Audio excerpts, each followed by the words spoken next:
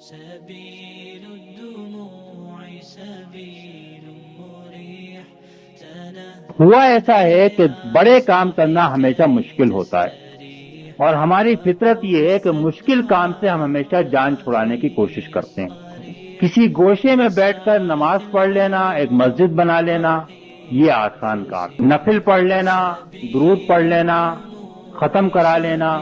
یہ بہت آسان کام۔ میلاد کرنا، ختم قرآن کرانا،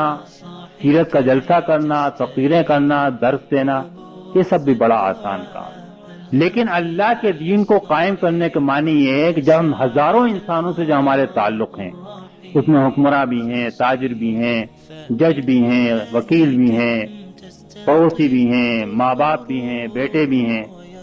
اگر ہم کہیں کہ یہ سارے تعلقات اللہ کی مرضی کے مطابق ہوں تو جو لوگ اس بات کو نہیں مانتے ان سے کشمکش ہوگی، اس کے لیے محنت کرنا پڑے گی۔ کہیں تو ایسا ہے کہ آپ بیج ڈال دیں اور اگ جاتا ہے، اور کہیں ایسا ہے کہ آپ ہل لے کے جائیں زمین کو، پر ہل چلائیں، پھر بیج ڈالیں، پھر پانی دیں، پھر رات دن محنت کریں۔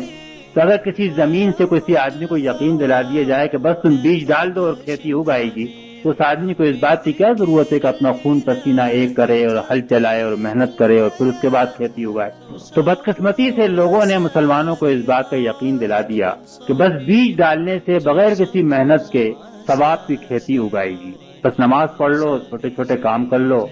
یہی فرض ہے اور کچھ فرض نہیں ہے۔ لیکن قرآن مجید نے تو اس بات کو کھول کے بیان کیا کہ پوری زندگی میں اطاعت کرنا ضروری ہے، اور اس کے لیے محنت اور جدوجہد کرنا بھی ضروری ہے۔ بلکہ مسلمان امت بنی اسی لیے ہے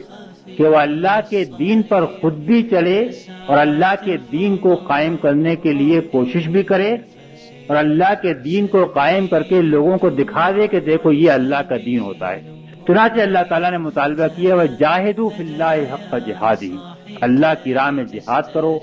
جیسا کہ جہاد کرنے کا حق ہے۔ اور آگے فرمایا کہ جس طرح اللہ کے رسول نے تمہارے اوپر گواہی دی اللہ کے دین کو قائم کر کے، اس طرح تم بھی لِتَكُونُوا شُهَدَاءَ عَلَى النَّاسِ وَيَكُونَ الرَّسُولُ عَلَيْكُمْ شَهِيدًا،